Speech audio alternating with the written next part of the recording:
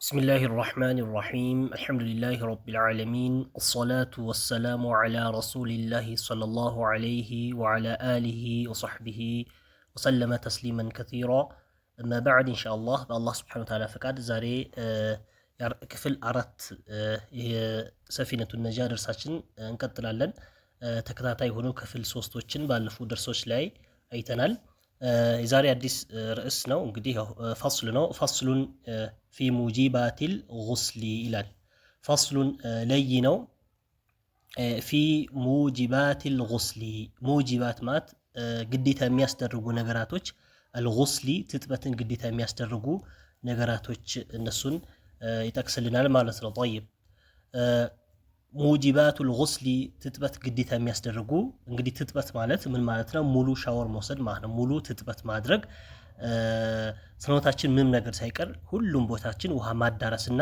ያው ወደፊት ራሱ መስፈርቶቹ ምንድናቸው የሚለው ነገር ወይም ግዴታዎች ምንድናቸው የሚለው ወደፊት ይመጣልናል አላኩል አህዋል ሙሉ ሻወር መውሰድ ወይም ሙሉ በሙሉ መታጠብ ግዴታ የሚያስደርጉ ነገራቶች ሙጂባት ግዴታ የሚያስደርጉ ነገራቶች الغسل ሙሉ ትጥበት ሲተቱን 6 ናቸው አለ طيب የመጀመሪያው ኢላጁ الحشفة في الفرج ኢላጅ ማለት ኢድኻል ማለት ነው መግባት ማለት ነው መግባት ማለት አልሐሸፋ እንግዲህ ሐሸፋ የሚለው ቃል ከዚህ በፊትም አሳልፈናል እንደ አማርኛው እንግዲህ ብዙ ጊዜ ምንጠቀመው ምንድነው ክርክር ብለን ነው የምንጠቀመው ኢላጅ ማለት መግባት አልሐሸፈቲ ክርክር መግባት ወይም የወንድ ልጅ የብልት ጫፍ ማለት ነው ፊልፈርጂ ፊፈርጂ المرأة ማለት በሴት ልጅ ብልት ውስጥ ከገባ ማለት ነው እንግዲህ እዚህ ላይ ኢድኻል ብቻ ወይም ግንኙነት መፈጸም ብቻ አንድ ሰው ግንኙነት ከፈጸመ ብቻ የግድ ምን ማድረግ አለበት ሙሉ ሻወር ወይም መታጠብ ግዴታ ይሆንበታል ማለት ነው እንግዲህ ሐሸፋ ነው ያለው ሐሸፋ ማለት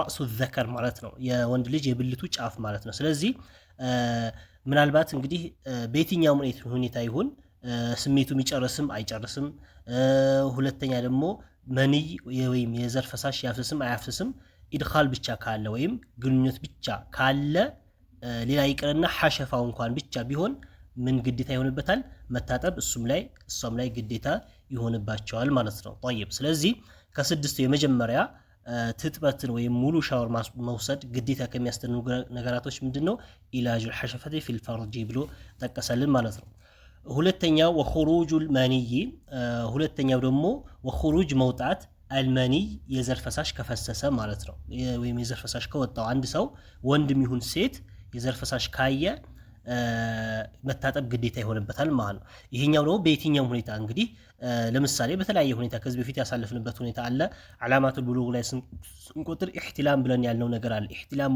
ሆኖ ሊሆን ይችላል ኢህቲላም ብሎ ማለት በህልሙ ማቀባጀር ማለት ነው በህልሙ የተለያየ ነገር አይቶ ሊሆን ይችላል ወይም ደግሞ በተለያየ ሁኔታ አላኩል አህዋል خروج ከተገኘ መውጣት ነገር የዘር ፈሳሽ መውጣት ከተገኘ ምን ግዴታ ይሆናል መታጠብ ግዴታ ይሆንበታል ማለት ነው طيب እንግዲህ በወንድ ብቻ አርገን እንዳንወስደው በሴትም ቢሆን ሊገኝ ስለሚችል በየትኛውም በወንድ በሴትም خروج المني የዘር ፈሳሽ መውጣት ካለ መታጠብ ግዴታ ይሆናል ማለት ነው طيب ሶስተኛው والحيض حيض ነው አለ حيض ብሎ ማለት ደግሞ እንግዲህ ያው የምናውቀው ነው የወር አበባ ብለን ምንለው በተለምዶ ማለት ነው طيب ስለዚህ ይሄም حيض እንግዲህ حيض ማየቱ አይደለም እዚህ ላይ حيض ሲጨርስ ማለት ነው حيض ሲጨርስ አንድ ሴት ሲጨርስ ወይም حيض እንደማን ሙሉ በሙሉ ተቋረጠ መቋረጡን እርግጠኛ ስትሆን ምን ግዴታ ይሆንባታል ሙሉ ሻወር መውሰድ ግዴታ ይሆንባታል ማለት ነው طيب ሙሉ ሻወር መውሰድ ግዴታ ይሆንባታል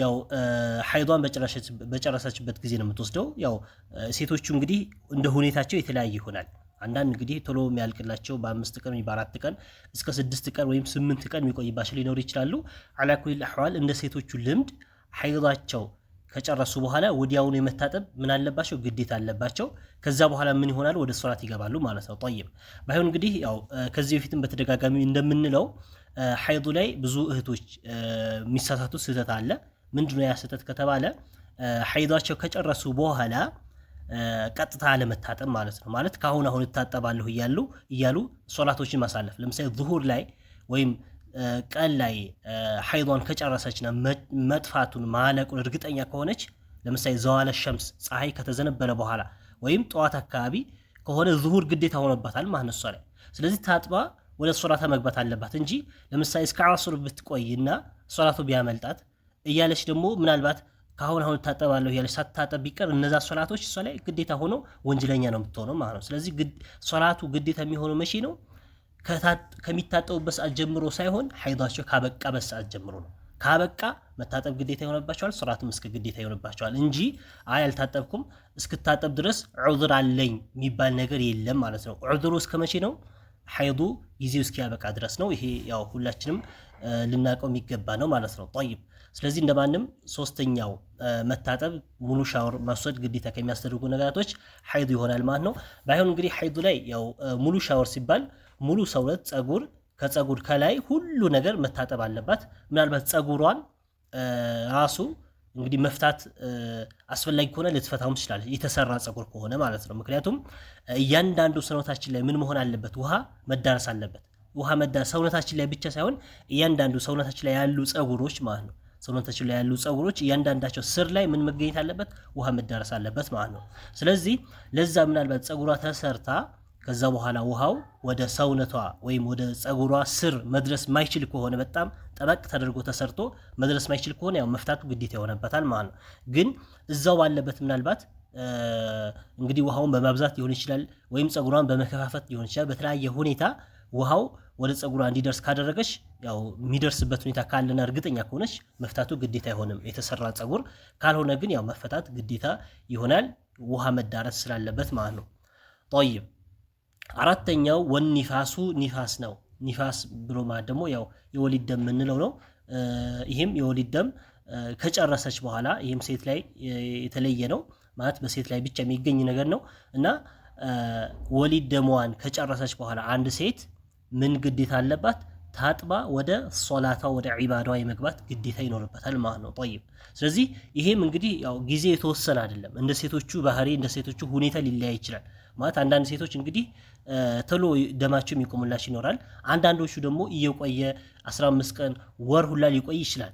ግን ከቆየ ከ40 ቀን በላይ ግን አይቆይም። ምንም ቢሆን ከ40 ቀን በላይ አይቆይም። ስለዚህ እስከ 40 ቀን ድረስ እንግዲህ ምናልባት ደሟ ማይቆም ከሆነና በተለያየ ሁኔታ በራሷ በሆነ ምልክቶች ደሞች ምታይ ከሆነ እስከ 40 ቀን ድረስ ምን ማድረግ ትችላለች? ያው አለመታጠብ ትችላለች። ግን ያው አሁንም ቢሆን የራስ መዘናጋት ወይም በቃ ዝም ብሎ ያልሆነ ቸልተኝነት ወይም ስንፍና ኖሮ ግን ይሄን አይቻልም ማለት ደሟና ራሷን ተቆጣጥራ ምናልባት ሙሉ በሙሉ መቋረጡ እርግጠኛ ከሆነችና በራሷ ምልክቶች ካየሽ ታጥባ አሁን ወደ መግባት አለባት፣ ወደ ሶላታ መግባት አለባት ማለት ነው። ባይሆን ግን ከ40 ቀን በላይ እስከ 40 ቀን ድረስ ራሱ ቆይቶ ከዛ በላይ የሚፈሳት ከሆነ ከዛ በኋላ ከ40 ቀን በኋላ ታጥባ ወደ ሶላታ መግባት ይኖርበታል ማለት ነው። ምክንያቱም እስከ 40 ቀን ድረስ ነው ትክክለኛ ደም ሊሆን የሚችለው። ከዛ በኋላ ያለው የበሽታ ደምና የተለያየ ነገር ደም ሊሆን ስለሚችል ከ40 ቀን በኋላ ምንም ደም ይፈሳት ከዛ በኋላ እየታጠበች ታጥባ መስገድ ይኖርበታል ማለት ነው። طيب ስለዚህ እንደማንም አራተኛው ሙሉ ሻወር መውሰድ ግዴታ ከሚያስደርጉ ነገራቶች የወሊድ ደም ነው ማለት ነው። አምስተኛው ወልዊላደቱ መውለድ አሁንም ሙሉ ሻወር መውሰድ ግዴታ ያስደርጋል። መውለድ ማለት እንግዲህ አሁን ኒፋስ የምንለው የወሊድ ደም ነው። የወሊድ ደም ነው ከወለደች በኋላ የሚፈስ በሆነ ደም ማለት ነው። ስለዚህ ምናልባት ይሄኛው ደግሞ የሚሆነው ለምንድን ነው? ወልዳ ደም ባይኖራት ማለት ነው። ወልዳ ደም ባይፈሳት በቃ ወልዳ ምናልባት እንደዚህ አይነት ቢገኝ ምን ግዴታ ይሆንበታል? ወዲያውን ታጥባ ወደ ሶላት መግባት ማለት ነው። ማለት አይ ደም አልፈሰሳትምና ችግር የለውም ዝም ብላ ወደ ሶላት ትግባም አይባልም። ከወለደች ምን ማድረግ አለበት? መታጠብ አለባት ማለት ነው። ሁለተኛ ደግሞ ጭራሽ ባይፈሳትም ያው ታጥባ መግባት አለባት። የሚወለደው ነገር ራሱ ምናልባት ሙሉ እንግዲህ የሰውነት እንትን ባይኖረው ራሱ ማለት ነው። ለምሳሌ አንዳንድ ጽንሶች ምን የሚሆኑበት የሚከሽፉበት ሁኔታ አለ። ስለዚህ ጽንሱ ከከሸፈ ቢያንስ ወይ በ2 ወር በ3 ወር ሊሆን ይችላል ጽንሱ ተይዞ ወይም ጽንስ ተጀምሮ ከዛ በኋላ ጽንሱ ከሽፎ ከወረደ ራሱ ከማህፀኗ ያን ከወጣ ምናልባት እንግዲህ ወለደች የሚባልበት ያክል አይደለም። ወለደች ተባለት ተብሎ የሚገለጽ አይደለም። ምክንያቱም ልጅ የሚሆን ነገር አይደለም። ግን ቢሆንም ዊላዳ ተብሎ ይጠራልና ያኔ ምን ማድረግ አለባት? መታጠብ አለባት ማለት ጽንሱ ራሱ ከሽፎ ከማህፀኗ ምናልባት ቢወጣ ራሱ ማለት ነው። ስለዚህ በዛ ሰዓት ትክክለኛ ዊላዳ ወይም ትክክለኛ መውለድ ወይም ትክክለኛ ልጅ እንኳን ባይወለድም ጽንስ ነገር ኖሮ ከማህፀኗ ከወጣ ያው መታጠብ ግዴታ ይሆንባታል ማለት ነው። طيب ስለዚህ على كل احوال ዊላዳ መታጠብ አምስተኛው ግዴታ ከሚያስደርጉ ነገራቶች ነው። ስድስተኛው ወልመውቱ መሞት አለ። መሞትም እንግዲህ ያው ግዴታ ከሚያስደርጉ ነገራቶች ነው። መሞት ብሎ ማለት ማን ነው? ያው ይሄ በህይወት ላሉ ሰዎች ናቸው። አንድ ሙስሊም የሆነ ሰው ከሞተ በህይወት ያሉ ሰዎች ላይ ምን ግዴታ ሆነባቸው? ያ ሙስሊም የሆነ ሰው ላይ ያው መስገድም ማጠብም ማለት ነው። መጀመሪያ ያን ማጠብ ማለት ነው። ስለዚህ መውት ወይም መሞት ያው ሰውየው ላይ እንግዲህ እንቀጧዕ አመልሁ ስራው ተቋርጧል። እሱ ላይ ግዴታ ይሆንብሃል የምንለው ነገር የለም። ባይሆን ግን በህይወት ያሉ ሰዎች እሱን ማጠብ፣ መስገድ፣ መገነዝ እነዚህ ነገራቶች ሁሉ ግዴታ ይሆንባቸዋል ማለት ነው። طيب ስለዚህ እንደማንም 6 ግዴታ የሚያስደርጉ ሙሉ ትጥበት ግዴታ የሚያስደርጉ ነገራቶች 6ቱን ገለጸልን ማለት ነው። ፈስሉን ለይ ነው ፊ ፍሩድ الغسل ፊ ፍሩድ ግዴታዎች الغسل መታጠብ ግዴታ የሚያስደርጉ ነገራቶች እንግዲህ ማለት አሁን ፍሩድ ነው ግዴታዎች ናቸው። እዚህ ላይ የተፈለገበት ቅድም አሁን ሙጂባት ግዴታ የሚያስደርጉ ነገራቶች ነው ያልነው። ሙጂባት ባይሆን ግን እነዚህ ምንድናቸው? ከምን በፊት ተገኝተው ነው? ከመታጠባችን በፊት የሚገኙ ናቸው። እነዚህ አሁን የጠቀስናቸው ነገራቶች ከመታጠባችን በፊት የሚገኙ ናቸው ማለት ነው። ግን ሌሎቹ አሁን ደግሞ ወደፊት የሚጠቀሱት ምንድናቸው? ወደ መታጠብ ስንገባ ግዴታ የሚሆኑ ነገራቶች ናቸው። አሁን ፍሩድ ማለት ግዴታ ማለት ነው። ፍሩድ ግዴታ፣ አልጉስሊ የመታጠብ ግዴታ አለ። طيب ቅድም ግዴታ የሚያስደርጉ ናቸው እነዚህ ቅድም ያልናቸው ግዴታ የሚያስደርጉ። አሁን ደግሞ ወደ መታጠብ ከገባን በኋላ ግዴታ የሚሆንብን ነገራቶች طيب ፍሩድ ግዴታዎች አልጉስሊ የመታጠብ ግዴታዎች ኢስናኒ 2 ናቸው ማለት ነው። ማለት እንግዲህ መታጠብ መጀመሪያ ግዴታ የሆነብን በምንድን ነው? መጀመሪያ ላይ በጠቀስናቸው ነገራቶች መታጠብ ምን ሆነብን? ግዴታ ሆነብን። አሁን ደግሞ ከገባን ወይም ወደ መታጠብ ከሄድን በኋላ ግዴታ የሚሆንብን ነገራቶች የመጀመሪያው ንየቱ ንያ ማለት ነው። ንያ ብሎ ማለት እንግዲህ ከዚህ ፊት ያው ባለፈው ድርሳችን ላይ አይተናል። ንያ ቀስዱ ሸይء ሙቅተሪናን ቢፊዕሊሂ ብለናል። ቀስዱ ሸይء አንድን ነገር ማሰብ ከስራው ጋር አያይዘን ማለት ነው። ስለዚህ ንያ ቦታው ቀልብ ነው። ስለዚህ ምናልባት እንግዲህ ከዚህ በፊትም በተደጋጋሚ እንዳልነው ንያ የሚባለው ነገር ዓዳና ዒባዳ ምን የሚደረግበት ነው ብለናል? የሚለይበት ማለት ነው። ዓዳ ማለት ልምድ ማለት ነው። ለምሳሌ መታጠብ በተለያየ ሁኔታ ልንታጠብ እንችላለን። ዝም ብሎ መታጠብ አስፈልጎ ልንታጠብ እንችላለን። ወይም ሙቀት ኖሮ በተለያየ ሁኔታ እታጠባለሁ ብለን ልንታጠብ እንችላለን። ይሄ ደግሞ የዒባዳና ግዴታ የሆነብን ትጥበት አለ። ስለዚህ እነዚህ ሁለቱ ትጥበቶች የሚለዩት በምንድን ነው? በንያ ነው ማለት ነው። ንያ ስናደርግ ነው እንጂ አሁን ዝም ብለን ገብተን ምንም አይ ንያም የለንም ትዝ አላለንም ዝም ብለን ገብተን ሻወር ወስደን ብንወጣ ያን ምን ተብሎ ሊጠራ አይችልም? የዒባዳ የሆነ ወይም ጀናባችን የምናነሳበት የሆነ ትጥበት አይባልም ማለት ነው። ስለዚህ ምን ያስፈልገዋል? ንያ ያስፈልገዋል ማለት ነው። አንድ ይሄ ነው። ሁለተኛ ወተዕሚሙ አልበደኒ ወተዕሚም ደግሞ ማዳረስ አልበደኒ ሰውነታችንን ሙሉ ማዳረስ ቢልማኢ በውሃ ማዳረስ ማለት ነው። ሙሉ ሰውነታችን ውሃ መድረስ አለበት። ያው ቅድም እንዳልነው ሙሉ ጸጉራችን፣ ጆሮአችን ሁላ እጃችን አስገብተን ልክ ውዱእ በምናደርግበት ሰዓት እንደምናብሰው አፍንጫችን ላይ ውሃ አስገብተን ሌሎችም ሙሉ ሰውነታችን ላይ ያሉ ጥቃቅን የሆኑ ጸጉሮች ሁሉ እያንዳንዳቸው ላይ ምን መድረስ አለበት? ውሃ መድረስ አለበት ማለት ነው። طيب ፈስሉን ለይ ነው። ሶስተኛው ፈስል ፊ ሹሩጥ الوضوء የውዱእ ደግሞ መስፈርቶችን ሊነግረን ነው። ባለፈው ላይ እንግዲህ የውዱእ ግዴታዎችን አሳልፎልን ነበር። ግዴታዎች 6 ናቸው ብሎን 6 ግዴታዎችን አሳልፎልን ነበር። ያው ግዴታዎቹ እዛ ላይ እንዳልነው ወደ ውዱእ ስንገባ ግዴታ የሚሆኑ ነገራቶች ናቸው። አንያ ምናምን ብለን ጀምረን የጠቀሳቸው ነገራቶች ናቸው። እነዛ ምንድናቸው? ውዱእ ላይ ልናደርግ ስንል መስፈርቶቹ ተሟልተው ወደ ግዴታ ስንገባ ነው ማለት ነው። ይሄ ደግሞ መጀመሪያ መስፈርቶች ደግሞ ምንድነው? አንድ ሰው ውዱእ ቢያደርግ ተቀባይነት ይኖረው ወይም ውዱእ ተብሎ ሊጠራ ዘንዳ ቅድመ ሁኔታ ማለት ነው። طيب في شرائط ስለ መስፈርቶች የሚናገር ፈስል ነው። الوضوء የውዱእ መስፈርቶችን شروط الوضوء የውዱእ መስፈርቶች 10 ናቸው አለ። 10 ናቸው። መጀመሪያው አልኢስላሙ ምን መሆን አለበት? ውዱእ የሚያደርግ ሰው ሙስሊም መሆን አለበት ማለት እስልምና መጀመሪያ ምን ይሆናል? ይቀደማል ማለት ነው።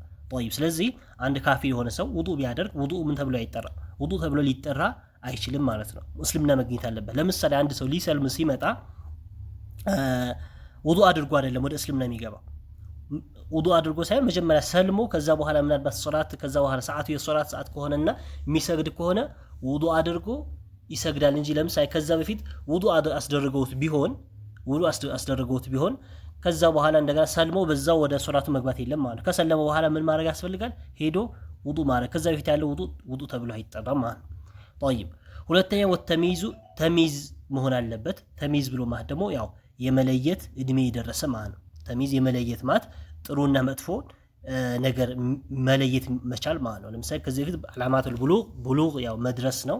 እነዚህ ደግሞ ተሚዝ ለምሳሌ እንግዲህ ተሚዝ የሚሆንበት እስከ 7 ዓመት በ7 ዓመት አንድ ህፃን ልጅ ተሚዝ ሊሆን ይችላል። ተሚዝ ማለት ነገራቶችን የመለየት አቅም ማለት ነው። እስከዛ 7 ዓመትም ድረስ ላይቆይ ይችላል። በ5 ዓመቱም በ6 ዓመቱ ፈጣን ከሆነ በ5 ዓመቱ በ6 ዓመቱ ምን ሊሆን ይችላል? ተሚዝ ሊያደርግ ይችላል። ተሚዝ ማለት መለየት፣ ነገራቶችን መለየት የሆነ የሚጠቅመውና የሚጎዳውን ነገር በትንሹም ቢሆን ይሄን ሁሉ ትልቅ እንኳን ባይባል በትንሹም ቢሆን አንዳንዴ ደግሞ መለየት ውስጥ ለምሳሌ ህፃናቶች ለምሳሌ ገና 3-4 ዓመት ሲሆናቸው ምን ላይኖር ይችላል? ማፈር አሁን ለምሳሌ ሰው ፊት ሰውነታቸውን መግለጥ ወይም ውሃ ሽንታቸው የተለያየ መሽናት ላይፈሩ ይችላሉ። ግን ትንሽ ተሚዝ ሲያደርጉ ወደ 5 ዓመትና ከዛ በላይ 6 ዓመት ወደ 7 ዓመት ሲሆኑ ማፈር ነገር መፍራት ነገር ይመጣል። ስለዚህ ያኔ ምን ማድረግ ጀምሯል? ተሚዝ ማድረግ ጀምሯል ማለት ነው። ስለዚህ ተሚዝ የምንለው ነገር በአንድ ነገር በሆነ በእድሜ ብቻ የምንወስነው ሳይሆን ነገራቶችን መለየት እነዚህ ነገራቶችን ለእንደዚህ አይነት ሲደርሱ ያኔ ልጆች ምን ማድረግ ጀምሯል? ተሚዝ ማድረግ ጀምሯል፣ መለየት ጀምሯል ማለት ነው። طيب ስለዚህ ተሚዝ ያላደረገ ልጅ የ3 ዓመት የ4 ዓመት ህፃን ተሚዝ ያላደረገ ወይም ነገራቶችን መለየት ያልጀመረ ህፃን ውዱእ ቢያድርግ ውዱእ ተብሎ ሊጠራ አይችልም። ምናልባት ማለማመድ ካልሆነ በስተቀር ውዱእ አይባልም ማለት ነው። طيب ሌላኛው ወነቃኡ ነቃ ማለት ደግሞ ንጹህ መሆን ከምን ዐኒል ሐይድ ከሐይድ ያው አንድ ሰው ወይም አንድ ሴት ንጹህ መሆን አለባት። ምን ለማድረግ ውዱእ ለማድረግ ከሐይድ መጀመሪያ ንጹህ መሆን አለባት ማለት ነው። ሐይድ እያለባት ውዱእ ብታደርግ ያው ውዱእ ተብሎ ሊጠራ አይደለም፣ ምንም የሚያገለግል አይሆንም ማለት ነው። ወኒፋሲ አሁንም አነቃ ሚነ ኒፋስ ነቃ ንጹህ መሆን ከምን ከኒፋስ ከወሊድ ደም ማለት ነው። ወሊድ ደም እያለባት ገና ሳትታጠብ ውዱእ ብታደርግ አሁን ውዱአ ጥቅም ሊኖረው አይችልም ማለት ነው። ስለዚህ ንጹህ መሆን አለባት ሶስተኛው ማለት ነው። ቀጥሎ ወዐማ የምነዑ ውሱል አልማኢ ኢለል በሸረት ያለ ከውዱእ መስፈርቶች ውስጥ ቅድመ ሁኔታዎች መሟላት ካለባቸው ነገራቶች ነቃ ነው። አሁንም ንጹህ መሆን አለበት ብለናል። እዚህ ላይ ወነቃኡ ከዛ ጋር የተያያዘ ነው። አሁንም ንጹህ መሆን አለበት ከምን ዐማ የምነዑ ከሚከለክል ነገር መከልከል ምን ውሱል አልማኢ ውሱል መድረስ አልማኢ ውሃ መድረስን ከሚከለክል ነገር ወዴት መድረስ ኢለል በሸረቲ ወደ ሰውነታችን ማለት ነው። ወደ ሰውነታችን ውሃ እንዲደርስ የሚከለክል ነገር ካለ አሁንም ከዛ ምን መሆን አለበት? ንጹህ መሆን አለበት። ከዛ መወገድ አለበት ማለት ለምሳሌ እንግዲህ እጃችን ላይ የተለጠፈ ነገር ሊሆን ይችላል። ለምሳሌ እንደ ፕላስተር ነገር የተለያዩ ነገራቶች እጃችን ላይ ተለጥፎ ምን ማድረግ አንችልም? ውዱእ ማድረግ አይሆንም ማለት ነው። የግድ ያን የውዱእ አካላችን ላይ ከሆነ ምን ማድረግ አለብን? መነሳት አለበት። ምናልባት እንግዲህ ቁስልና የተለያየ የታሸገ ነገር ምናምን ከሆነ ያው የራሱ የሆነ ሕክም አለው። ማበስና የተለያየ ሁኔታ የራሱ የሆነ አህካም ይኖረዋል። ግን ዝም ብሎ የተለጠፈ ነገር ካለ ለምሳሌ ደግሞ አንዳንዴ ሴቶች የሚጠቀሙት ምን አለ ይሄ ጥፍር ቀለም ምንለው አለ። እሱም አይሆንም ውዱእ ይከለክላል ማለት ነው። ወደ ሰውነታችን ውሃ እንዳይደርስ ይከለክላል። ምክንያቱም ያ የሚቀባ ነገር ሳይሆን መጥተው የሚለጠፍ ነገር ነው። ተለጥፎ የሚለጠፍ ነው። ስለዚህ ከዛ ስር ያለው ሰውነታችን ምን ላይሆን ይችላል? ውሃ አይደርሰውም ማለት ነው። ስለዚህ ከነዚህ ነገራቶች ሁሉ ምን መሆን አለበት? መጽዳት አለብን ማለት ነው። ሌላ ግን ምናልባት ይሄ አንድ እንሶስላ ወይም ብለን የምንጠራቸው ሂና ማለት ነው።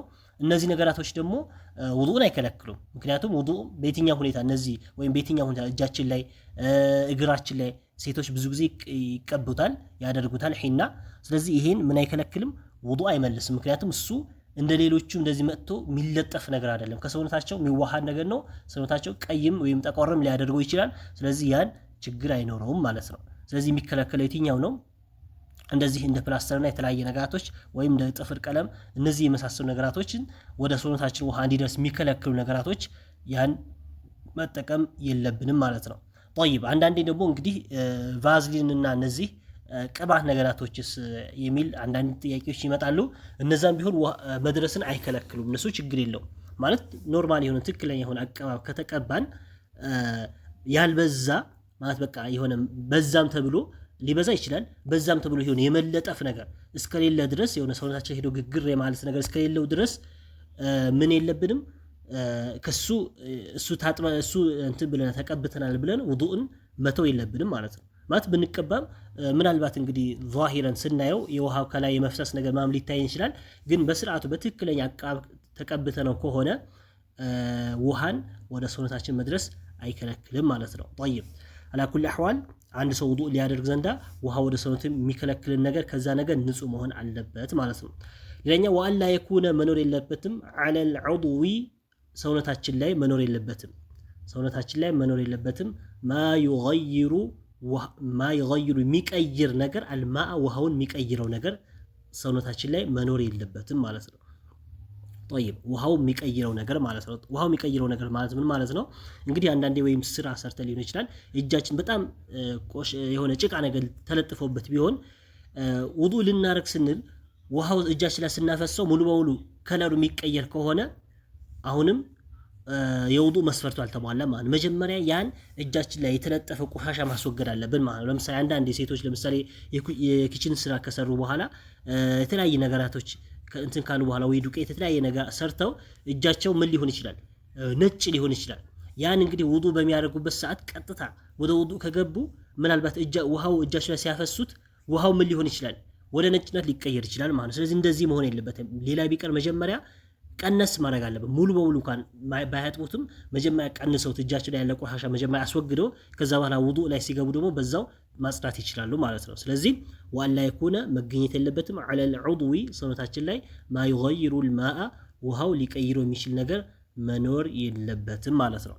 طيب ሌላኛው والعلم ማወቅ አለበት። አንድ ውዱእ የሚያደርግ ሰው ከውዱእ በፊት ማወቅ አለበት ምን بفرضيته ግዴታ መሆኑን ማለት ነው። ማለት እንግዲህ ለሶላት ለዒባዳ በተለይ ሶላት ለመስገድ ምን ግዴታ መሆኑን ውዱእ ግዴታ መሆኑን ማወቅ አለበት ማለት ነው። ውዱእ ሲያደርግ ውዱእ በማድረግበት ሰዓት ያው ሱና ነው ተወዳጅነት አለው ወይ የሆነ ነገር አስቦ አይደለም ውዱእ ማድረግ ያለበት ማለት ነው። ስለዚህ ግዴታ እንደሆነ አውቆ በተለይ ግዴታ ለሆኑ ዒባዳዎች ግዴታ መሆኑን አውቆ ምን ማድረግ ይኖርበታል? ውዱእ ማድረግ ይኖርበታል ማለት ነው። ስለዚህ ሱና ነው ብሎ ኢዕቲቃድ ሊኖረው አይገባም። ሌላኛው ወአላ ያዕተቂደ ኢዕቲቃድ ማድረግ የለበትም ማመን የለበትም ማለት ነው። ወአላ ያዕተቂደ ማመን የለበትም ፈርዶን ግዴታን ማመን የለበትም ሚን ፍሩዲሂ ከውዱእ ግዴታዎች ውስጥ ማመን የለበትም። ምንድነው ብሎ የሚያምነው ሱነተን ሱና ነው ብሎ ማመን የለበትም ማለት ነው። ማለት የውዱእ ግዴታዎች ባለፈው ላይ ያሳለፍናቸው አሉ። እንግዲህ 6 ብለን ገልጸናቸዋል። ሌላም ኢስቲንሻቅ፣ መድመዷ፣ ኢስቲንሻቅ፣ ኢስቲንሳር ምናምን ጠቅሰን ምናልባት ከ6ም ሊጨምሩ ይችላሉ ወይም በአንድ ተጠቃለው ፊት በሚል ውስጥ ገብተው 6 ግዴታዎች አሉ። ስለዚህ እነዛ ግዴታዎች ላይ ለምሳሌ ፊትን መታጠብ ሱና ነው ብሎ ማሰብ የለበትም። እጅ መታጠብ፣ ራስ ማበስ፣ እግር መታጠብ ሱና ነው ብሎ ማሰብ የለበትም። ምናልባት ሱና የሆኑ ነገራቶች ሊኖሩ ይችላሉ። ለምሳሌ ሱና ከሆኑ ነገራቶች 3 የመታጠብ ወይም 2 ማድረግ ሱና ነው። አንዱ ዋጅብ ነው ማለት አንድ የመታጠቡ ዋጅብ ነው ግዴታ ነው። 2 ማድረጉና 3 ማድረጉ ሱና ነው። ስለዚህ እንደዚህ አይነት ሱናዎች እንዳሉ ሆኖ እሱ ደግሞ ውዱእ የሚያደርግ ሰው ፊቴ ባልታጠበውም ዘዛሬ ባልታጠበውም ወይም እንደ ፊት መታጠብ ራስ ማበስ የሚባለው ነገር ሱና ነው ብሎ ኢዕቲቃድ ማድረግ የለበትም። ዋላ ያዕተቂደ ማመን የለበትም ፈርዶን ግዴታን ሚን ፍሩዲሂ ከውዱእ ግዴታዎች ሱነተን ሱና ነው ብሎ አንዱ እንኳን ሱና ነው ብሎ መቁጠር የለበት። ሁላቸውም ፈርድ መሆኑን ማመን ይኖርበታል ማለት ነው። طيب والماء الطهور ሌላኛው ውሃ መገኘት አለበት። ምን አይነት ውሃ? الطهور ንጹህ ውሃ ማለት ነው። ንጹህ ውሃ መገኘት አለበት። እንግዲህ ያ ውዱእ ስናደርግ ቆሻሻን ለማስወገድ ነው። አስገርም ቢሆን ቆሻሻን ለማስወገድ ነው። ስለዚህ ያ ቆሻሻ የምናስወግድበት ውሃ ምን መሆን አለበት? መጀመሪያ ንጹህ መሆን አለበት ማለት ነው። በነጃሳ ውሃ ወይም በተነጀሰ ውሃ ከዚህ በፊት ውሃ እንዴት ይነጀሳል የሚለው ባለፉት ደርሶቻችን ላይ አይተናል። ስለዚህ በዛ በነጃሳ ውሃ ውዱእ ማድረግ አይሆንም ማለት ነው። ሌላኛው ወድኹሉል ወቅቱ መግባት አለበት። አንድ ሰው ውዱእ በሚያደርግበት ሰዓት የሶላት ወቅት መግባት አለበት። ባይሆን ለማን እንደሆነ ወደፊት ያመጣልናል። የሶላት ወቅቱ መድረስ አለበት። ለምሳሌ ወቅቱ መግባት ማለት የዙሁር ሶላት ወቅቱ የሚደርሰው መቼ ነው? ወደፊት ይመጣልናል። ዘዋሉ ሸምስ ነው፣ የፀሐይ መዘንበል ነው። እንደዚህም ሶላቶች የራሳቸው ወቅት የሚገባበት ሰዓታቸው የሚደርስበት ሰዓት አለ። ስለዚህ ድኹሉ ወቅቱ መግባት የሶላቱ ወቅት መግባት አለበት። ሁለተኛ ወልሙዋላቱ ማከታተልም አለበት። መዋላትን ማከታተል ማለት ውዱእን ጀምሮ እጁን መታጠብ መጉመጥበት ፊቱን ማጠብ ከጀመረ በመካከል ክፍተት ሳይፈጥር እስከ መጨረሻ ቶሎ አከታትለው ውዱእ ማድረግ አለበት። ምን አይነት ሰው ከሆነ ሊዳኢሚል ሐደስ ሊዳኢም ማለት የሚዘወትርበት አልሐደሲ ውዱእ መፍታቱን የሚዘወትርበት ማለት ውዱእ አስፈቺ ነገር ማይቆምለት የሆነ እንግዲህ ከበሽታ ጋር ተያይዞ አንዳንድ ለምሳሌ ሰለሰል በውል የሚባል አለ። ሰለሰል በውል ማለት ምንድነው? የውሃ ሽንት መቋረጥ የማይችልላቸው ሰዎች ማለት ነው። ሁሌ ውሃ ሽንት የሚንጠባጠብባቸው ወይም ሁሌ ውሃ ሽንታቸው የሚያስቸግራቸው፣ አንዳንዴ ሪህ የሚያስቸግራቸው ሰዎች ምንም በቃ ሁሌ መቋረጥ ማይችል የሆነ ችግር ያለባቸው፣ እንደዚሁም ደግሞ ምናልባት ኢስቲሓዳ የምንለው ላይ ለምሳሌ የበሽታ ደም ሁሌ የሚፈሳቸው ሴቶች ሊኖሩ ይችላሉ። ስለዚህ በዛ ሰዓት ውዱእ በሚያደርጉበት ሰዓት ውዱእ ምን መሆን አለበት? ወቅቱ ደርሶ መሆን አለበት ማለት ነው። የሶላቱ ወቅት ደርሶ። ምክንያቱም ለምሳሌ 5 ሰዓት ላይ ወይ ለዱህራ ሰላት ውዱእ ካደረጉ ለዙህር አይሆናቸው። ምክንያቱም በዛ መካከል ዳኢመል ሐደስ ናቸው ብለናል። ዳኢመል ሐደስ ማለት ውዱእ የሚያስፈታ ነገር ይዘወተርባቸው ሁሌ የሚመጣባቸው በየሰዓቱ ማይቋረጥላቸው ስለሆነ ቅድም ባደረጉት ውዱእ አሁን መስገድ አይችሉም ማለት ነው። ስለዚህ መስገድ ያለባቸው ወይ ውዱእ ማድረግ ያለባቸው መቼ ነው? ሐለን አሁን ውዱእ አድርገው አሁን ወደ ሶላት መግባት አለባቸው። ውዱእ ሲያደርጉ ደግሞ ምን ማድረግ አለባቸው? ማከታተል አለባቸው። ምክንያቱም ሊዳኢሚል የሚዘወትርበት አልሐደሲ ውዱእ መፍታት የሚዘወትርበት ለሆነ ሰው ማለት ነው። طيب ስለዚህ አላኩል አህዋል እነዚህ 10 መስፈርቶች መሟላት አለባቸው። አንድ ሰው ወደ ውዱእ ከመግባቱ በፊት እነዚህ 10 መስፈርቶች መሟላት አለባቸው። ከዛ በኋላ ደግሞ ሲገባ ግዴታዎች ደግሞ ፍሩዱል ውዱእ ባለፈው ድረሳችን ላይ ያሳለፍናቸው እነዚህ 6ቶቹ ከንያ ጀምሮ ማሟላት ይኖርበታል ማለት ነው። طيب ስለዚህ እነዚህን መያዝና መታወቅ ይኖርባቸዋል። ኢንሻአላህ እንግዲህ ደርሳችን እስከዚህ ድረስ እናደርገዋለን። በቀጣይ ክፍል 5 ላይ ፈስሉን ፊ ነዋቂዱል ውዱእ ውዱእን የሚያስፈርሱ ነገራቶች እነማን ናቸው የሚለው በቀጣይ ደርሳችን ምና ይሆናል። والله سبحانه وتعالى أعلم وصلى الله على نبينا محمد وعلى آله وصحبه وسلم.